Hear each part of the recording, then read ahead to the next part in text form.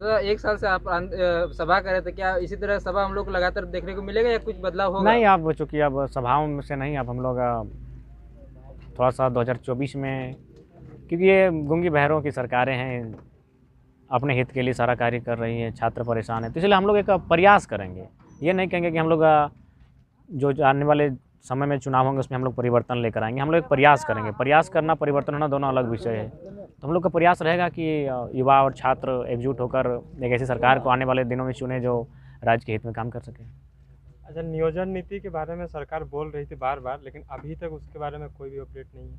हाँ, देखिए, इसके लिए कहीं न कहीं सरकार की जो मंशा है, उनके पास जो सबसे पहली बात है कि नियोजन नीति, हम बार-बार यही माँग हो रही है कि झारखंड के हित में नियोजन नीति बने। जी। लेकिन जो लोग सत्तारूढ़ दल के हैं, अब उनके इर्द-गिर्द जितने भी अधिकारी हैं, जो उनके सलाहकार हैं, सब तो अन्य राज्यों के हैं। तो फिर यहाँ नीति कैसे बनेगी? सवाल ही नहीं है।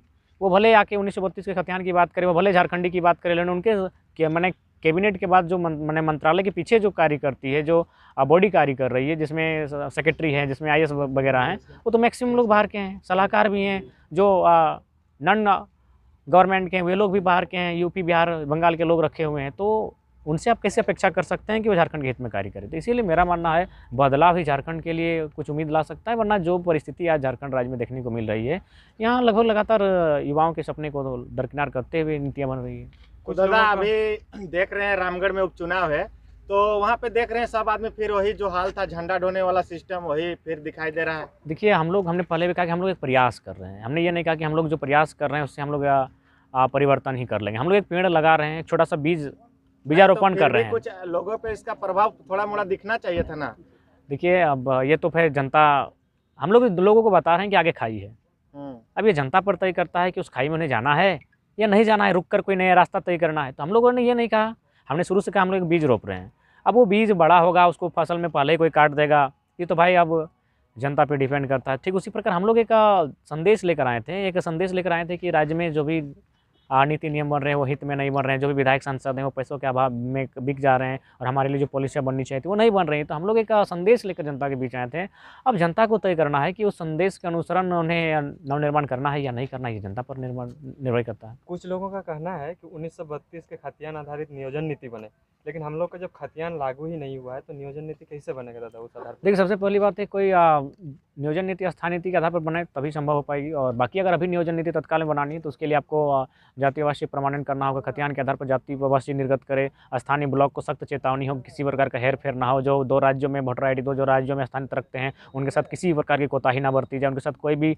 तो इस प्रकार का आप देख सकते हैं कि देख रहे थे, शायद पश्चिमी सिंहभूम का कोई शख्स हैं जो शिक्षक बने थे आपका बिहार के किसी ज़िला में। वहाँ स्पष्ट कहा कि इनके शिक्षक की जो पात्रता है उसे रद्द किया जाता है, क्योंकि इनका जो प्रमाण पत्र पाया गया वो झारखंड के सिंहभूम जिला का है। तो ठीक उसी प्रकार सख्त होकर निर्णय बनाने होंगे कि अगर अन्य राज्यों के लोग अगर चोरी छिपे यहाँ प्रवेश कर रहे हैं तो उनके प्रमाण पत्रों के साथ साथ उनकी जो वैकेंसी है उसको सीधा रद्द करना होगा। उसमें अगर ऐसा कठोर डिसीजन नहीं ले पाते हैं, जब तक आप डिसीजन मेकर नहीं बन पाते हैं, तब तक भला नहीं होने वाला है। सरकार कुछ ऐसे मैसेज के माध्यम से बोली जा रही है कि 2016 चाहे उससे पहले की नीति। देखिए, सबसे पहला बात, हाँ, वो मैसेज हम भी किसी के मोबाइल के माध्यम से सुने हैं। उसमें तो सरकार सिर्फ अपना बात रख रही है, वो भी एक रिकॉर्डेड है। हाँ।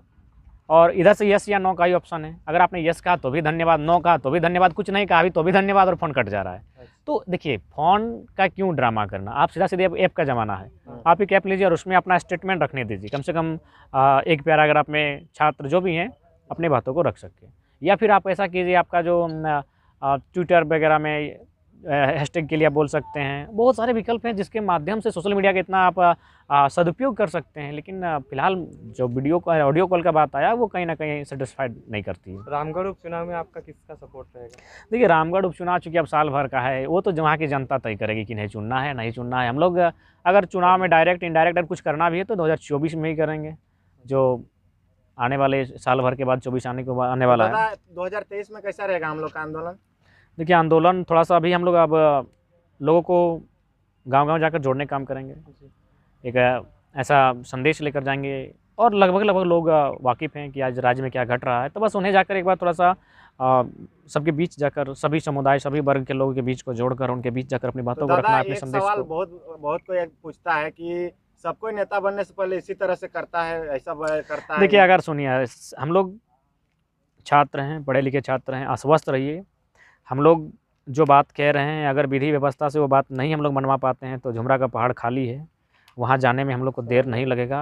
झारखंड की मिट्टी का इतिहास रहा है, यहाँ विद्रोह हुआ है, यहाँ आंदोलन हुआ है। हम लोग भी पहला प्रयास, जो कि पढ़े लिखे छात्र हैं, सीधी उंगली से ही घी निकालने का प्रयास करेंगे। लेकिन अगर पहाड़ों नहीं की बात- निकलती है, पहाड़ों की बात करें दादा, लेकिन पहाड़ों में भी तो काफ़ी सारी एक्टिविटी देखी जा सकती है। देखिए फिलहाल पहाड़ों को इसीलिए बेचने का प्रयास किया जा रहा है क्योंकि उनको सभी को, अगर झारखंड में किसी का हुक्मरान को डर है तो उन पहाड़ों के पीछे जो खनिज संपदा है वहाँ और भी कुछ है, उनसे उनको डर लगता है। तो फिलहाल हम लोग यही कहेंगे, लोग क्या कहते हैं वो मायने नहीं है, हम लोग अपनी बातों पर क्लियर हैं। हम लोग राजभोग करने के लिए नहीं आए हैं, हम लोग का उद्देश्य है झारखंड के हित के लिए। अगर नहीं होता है तो अगर हथियार भी उठाना पड़े, विद्रोह करना पड़े, जो लोग इस राज्य के लिए गलत नीतियाँ बना रहे हैं उनके खिलाफ सामना करना पड़े, तो हम लोग पीछे नहीं हटेंगे। लोग क्या कहते हैं ये लोगों का मैटर है, हम लोग तो स्पष्ट हैं कि हम लोग राजभोग करने के लिए नहीं आए हैं और नियति हमें चुनकर लाई है तो राजभोग करने के लिए नहीं आए। बना एक छोटा सा शख्स, एक आम साधारण सा लड़का आज इस स्तर पर हम नहीं आ पाते हैं। अब किसी भी इतिहास को आप खंगाल लीजिए, ऐसा नहीं, इससे पहले भी बहुत सारे आंदोलनकारी थे जो जिनका कोई बैकग्राउंड नहीं था, आए हैं लेकिन किसी जिला किसी क्षेत्र तक सीमित रह गए। हम लोग आज लगभग 3 राज्यों में 4 राज्यों में हम लोग के आंदोलन के चर्चे होते हैं और आंदोलन सबसे बड़ी बात हम लोग के आइडियोलॉजी के चर्चे होते हैं। तो इसका मतलब नियति हमें खोज कर लाई, एक मंच दी है, तो हम लोग चाहेंगे कि एक कुछ ऐसा काम हो जो राज्य के हित में हो सके। नहीं होगा तो ऐसे भी इस दुनिया से एक दिन सबको चले जाना है, तो जो लोग हमारे साथ गलत कर रहे हैं उनको बख्शा नहीं जाएगा आने वाले दिनों में। और देख रहे हैं दादा, पुलिस वाले ज़्यादा गुंडागर्दी आजकल बढ़ा दिए हैं, हर जगह देख रहे हैं। देखिए सबसे ज़्यादा करप्टेड अगर कहीं है तो झारखंड में है, और सबसे ज़्यादा करप्टेड कोई है तो प्रशासन में बैठे लोग हैं, पुलिस प्रशासन में बैठे लोग जो हैं। जिसका जितना ज़्यादा रैंक है उतना करप्टेड है, उतना क्या कहना है। अभी रात को जितना भी कोलियरी बेल्ट है, चले जाइए, जितने भी अधिकारी हैं किसी बढ़िया माने रेस्टोरेंट में मुर्गा और बढ़िया रेड बियर ना क्या ब्लैक बियर सब आता है, वो सब पीता हुआ नजर आएगा। हम लोग जानते भी नहीं, हम लोग सुने हैं। और देखते हैं अभी रामगढ़ में उपचुनाव होने वाला है ना, तो जितना भी 4 व्हीलर पार होता है रोड से सबका चेक होता है, डिक्की से लेकर सब चीज़। तो ऐसा जब चुनाव के टाइम में ही क्यों चेकिंग होता है? इसका सब नेता लोग का मतलब पैसा लेके यही टाइम घूमता है। देखिए उससे अच्छा है कि अगर आपको शराब को ही चेक करना है तो चेक क्यों करना है, बंद ही कर दीजिए ना। राज्य में आपकी सरकार है, क्यों आप बंद कर दीजिए, बिहार के तर्ज पर बंद कर दिया जाए। बहुत बहुत धन्यवाद दादा। धन्यवाद, आप सभी लोकतंत्र के चौथे स्तंभ का भी धन्यवाद।